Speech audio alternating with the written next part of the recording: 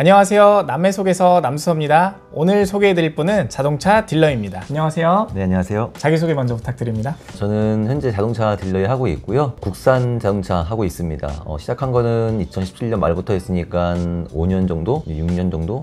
그 정도 된 것 같아요. 네, 그 일을 하고 있는 박예찬이라고 합니다.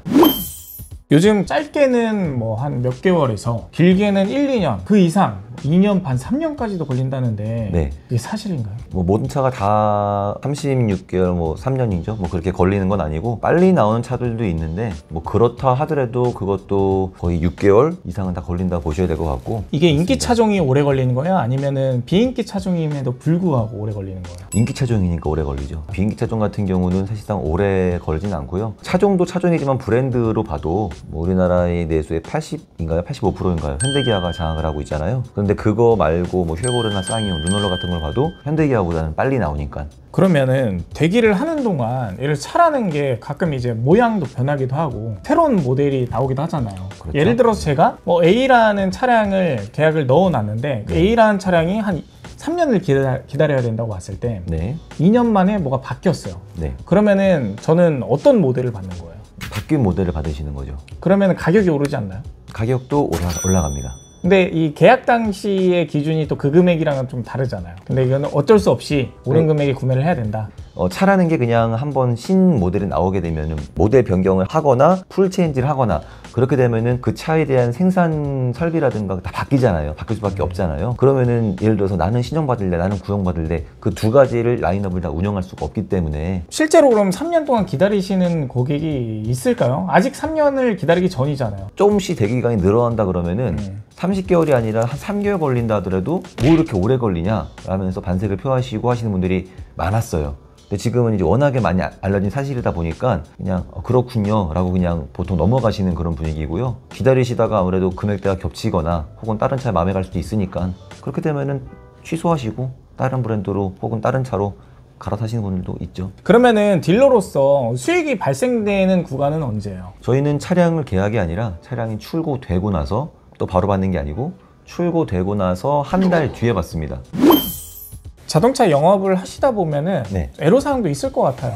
네. 그 부분에 대해 좀 자세히 부탁드립니다. 최근 들어서 이제 차가 많이 안 나오기 시작하면서 나오는 기간이 길어지기 시작하면서 그러면서 이제 뭐 애로사항이라 할 수 있는 것들이 좀 더 생겨난 부분들이 있긴 한데 수익이 일단 저희는 다음 달에 나오니까 바로바로 안 들어온다는 그런 것들이 첫 번째가 있겠고 또 하나는 한 달에 한 대도 못 팔 수 있잖아요. 이제 그렇게 돼버리면은 저희는 그 달뿐만 아니라 그 다음 달까지도 아무런 수익이 없는 그런 구조가 돼버리거든요. 자, 그럼 구조 자체가 전혀 이제 내가 판매한 판매 수당 외에는 네. 수익이 없다. 이게 맞나요? 네, 맞습니다. 국내 브랜드 중에서 현대 기아 같은 경우 이제 지점이 있고 대리점이 있잖아요. 지점 같은 경우는 정직원이기 때문에 거기는 좀 이렇게 기본급이 있고. 나오는데 대리점 같은 경우는 아예 없습니다.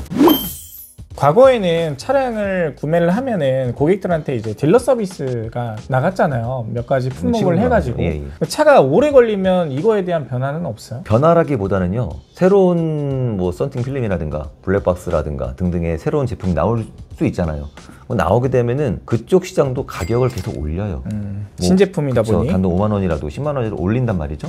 근데 그렇게 되면은 고객님들 입장에서는 당연히 그러면 어떻게 하겠어요? 신제품을 받고 그렇죠. 싶고. 새로 나온 거. 이제 그런 거를 말씀하시는 분도 가끔 계시고 그리고 또 말씀은 안 하신다 하더라도 저희가 차가 나올 때 이제 계약 때 말씀드렸던 그거를 해드리려고 보면은 그 제품이 없는 경우도 있어요. 그래서 물량도 없고 재고도 없고 그렇게 되면은 이제 또 어쩔 수 없죠. 그걸 또 말씀드려가지고 어떻게 또 협의를 보던가 아니면 새 걸로 가든가 그렇게 가는 부분이 어쨌든 차를 빨리 주던 다소 늦게 주던 그 서비스는 나가는 거는 변화가 없다. 변함이 없죠. 그 딜러 입장에서는 그래, 빨리 나와야 좀 빨리 치고 빠지는데 늦게 나와 버리면은 기다린 것도 이게 있는데. 또 하나 이제 힘든 부분이에요. 특히나 영업 같은 경우는 이 일을 빨리 끝내고 다른 일에 집중을 할 수 있는데 이 일이 계속 가는 거예요. 그냥 계속 가는 와중에 또 하나 일이 생기고 또 하나 일이 생기고 계속 플러스 되는 거예요.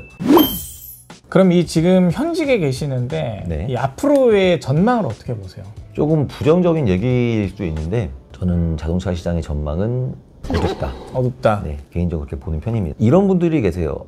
이제 곧 풀린다는데요. 네, 이제 곧 해결된다는데요. 뭐 반도체 수급이 그렇죠. 원활하게 정상화된다든지. 된다거나 이제 뭐 뉴스에서 보니까 뭐 언제까지 받을 수 있을 것 같다는데요. 막 이런 얘기들을 하시는데 네, 근데 제 생각에는 아마도 더 많이 걸릴 거다라고 말씀을 드렸어요. 또 한간에 그렇게 말해요. 2년 정도만 버티자 하는데 3년, 5년 정도까지는 이 상태가 계속 유지가 될 수도 있다.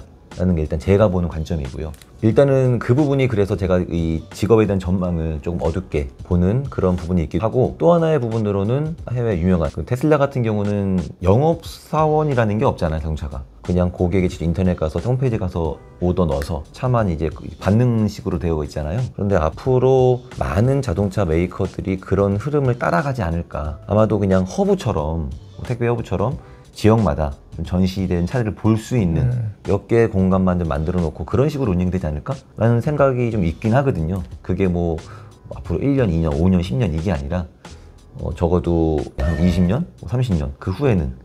그렇기 때문에 지금 제 나이를 봤을 때 내가 앞으로 평생 동안 이 직업을 갖고 유지할 수 있을까라고 본다고 하면은 조금 어둡게 볼 수밖에 없는 그런 상태인 것 같습니다. 그럼에도 불구하고 이 시장이 뛰어드는 신입분들에게 또 한마디 조언을 해주고 싶다면? 본인이 하시겠다는 걸 가지고 제가 뭐 하지 말라 어쩌라 할 수는 없는 것 같은데, 아마도 뛰어드신다고 하는 거라면은 흔히들 뭐 저도 그랬지만 자동차 딜러가 돈을 많이 번다, 그게 아마 제일 큰 요소가 아닐까 싶어요. 저도 돈을 많이 번다라고 저 아는 형이 또 딜러를 했었거든요. 예, 그래서 그 형을 보고서 딜러하면 되게 나도 잘 벌 수 있겠네 라고 시작한 것도 솔직히 있는데, 단지 그것만을 보실 게 아니고 와보시면 아마 굉장히 내가 생각했던 것과는 동떨어진 부분들이 좀 많이 있을 거예요. 근데 그 부분들을 다 감안할 수 있다면은, 지금 시장 상황상 굉장한 끈기도 필요하고 끈기 중요하죠. 제일 필요해요. 수익을 보기까지 시간이 오래 걸릴 수 있다. 마지막으로 하고 싶은 말 또는 해주고 싶은 말 부탁드립니다. 어쨌든 자동차라는 게 차를 파는 것과 동시에 고객의 마음을 사는 거거든요. 서비스는 일단 두 번째 이야기고요. 나라는 사람의 솔직함을 어필할 수 있으면서 고객의 마음을 얻을 수 있다라는 결심이 있고, 굉장히 내가 새로운 일에 도전해서 이 새로운 곳을 한번 좀 개척해 나갈 자신이 있다. 그렇게 하신다면은 해보셔도 되는데, 단순히 그냥 수익만을 보시고 하신다고 하면은 저는 좀 말리고 싶은 그런 편입니다. 네, 좋습니다. 네. 감사합니다. 수고하셨습니다.